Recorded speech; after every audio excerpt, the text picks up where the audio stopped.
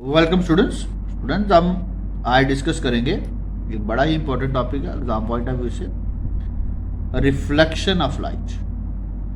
Student जी, जो reflection है ना, ये क्या? It is the phenomena of bouncing back of light in the same medium on striking the surface of any object, that is path of light changes without change in medium.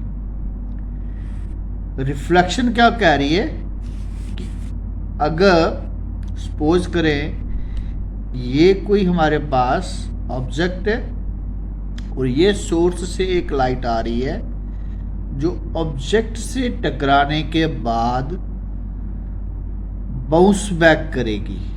ये जो bounce back करना है ना इसका, उसको बोलेंगे अब reflection. यानी क्या? It is the phenomena of bouncing back of light in the same medium. देखो, जिस मीडियम से ये लाइट आ रही थी उसी मीडियम में वापस आ रही है। In the same medium on striking the surface of an object, that is path of the light. अब हो क्या रहा है कि देखो, ये लाइट आ रही थी, अब इसका पाथ बदल गया है लेकिन मीडियम उसका नहीं बदला। That is path of the light changes without change in the medium. ठीक है, तो ये रिफ्लेक्शन की दो टाइप्स हैं, एक रेगुलर रिफ्लेक्शन और एक इररेगुलर। तो अगर हम बात करें रिफ्लेक्शन की, जो इररेगुलर है, पहले इररेगुलर की बात करते हैं। Reflecting surface is rough. जब इररेगुलर होगी ना, तो जैसे ये हमारी रिफ्लेक्टिंग सरफेस थी और वो कैसी होगी? वो रफ होगी। और जो parallel rays falling on the on it, अब इस सरफेस के ऊपर जो पैरेलल रेज फॉल कर रही हैं, falling on it, are reflected in different directions. यानी कि वो अलग अलग डायरेक्शंस में रिफ्लेक्ट हो जाएंगी। These reflections are called diffuse reflection. वो कह रहा है, देखो ध्यान से, अब सपोज करो ये कोई हमारे पास रफ सरफेस है, ये कोई पैरेलल रेज आ रही हैं।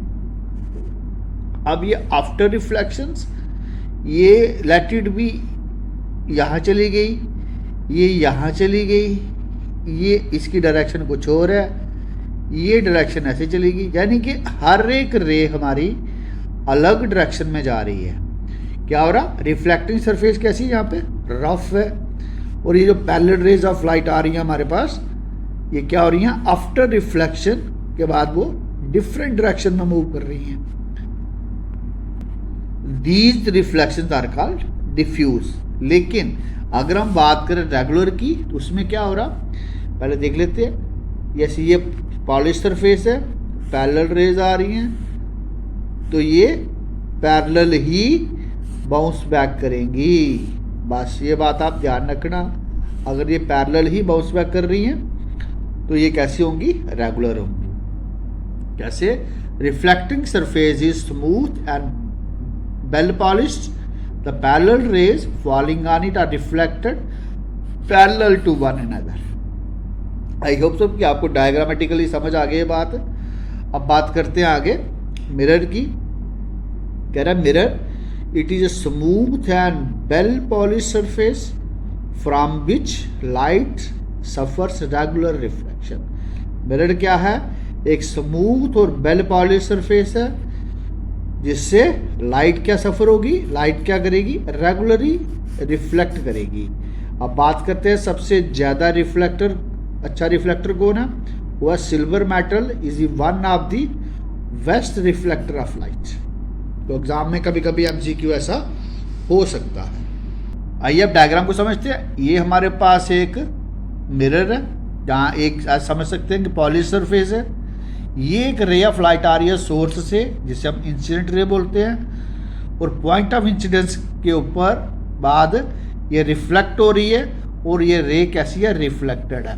अगर हम पॉइंट ऑफ इंसिडेंस पे मिरर के साथ एक 90 डिग्री का एंगल बना लें तो उसको बोलेंगे हम नॉर्मल बोलेंगे।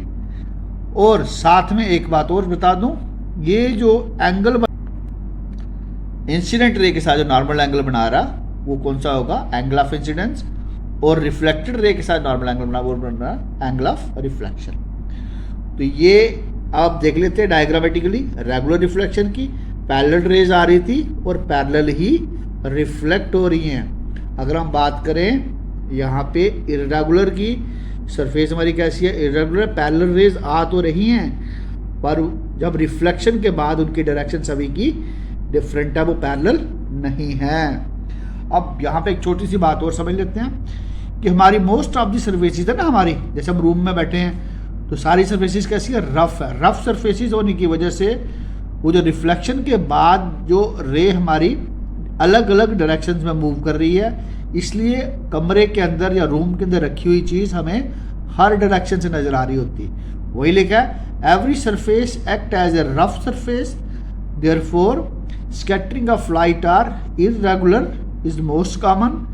That is why every object placed in a room can be seen from all parts of the room. हम कह सकते हैं कि ये जो irregular reflection की वजह से हमें अपने रूम में हर पॉइंट से हमें वो ऑब्जेक्ट नज़र आ जाता है।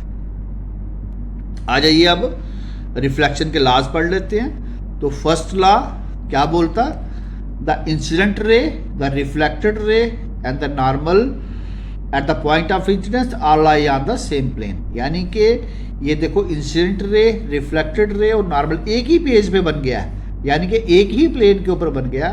तो इसे बोल सकते हैं ना यहाँ पे रे बाहर जाती हुई दिख रही है ना पेज के अंदर घुसती हुई दिख रही है, इट मीन ये एक ही प्लेन में है। दैट इज वाई हम बोल सकते हैं first law, incident ray, reflected ray, the normal all lie on the same plane. Second law क्या बोल रहा है, ये जो एंगल ऑफ इंसिडेंस है वो always equal to angle of reflection होगा इन केस ऑफ कैसी, रेगुलर रिफ्लेक्शन में। तो क्या है, the angle of incidence is always equal to angle of reflection, angle i is equal to angle r. लेकिन अगर मैं बात करूं, अगर कोई रे ऑफ लाइट नॉर्मल के को इंसिडेंट होके आ रही है तो क्या करेगी, जीरो एंगल बना के आ रही है और जीरो एंगल बना के ही चली जाएगी।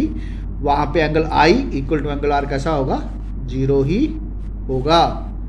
आई होप सो कि आपको ये कंसेप्ट आज रिफ्लेक्शन का एग्जाम पॉइंट है उससे बड़ा इंपॉर्टेंट है, आपको समझ आ गया है, आपको पता चल गया है। तो मुझे उम्मीद है कि आप मेरे वीडियो को लाइक करोगे, शेयर करोगे, अगर चैनल पर नहीं हो तो चैनल को सब्सक्राइब भी करोगे।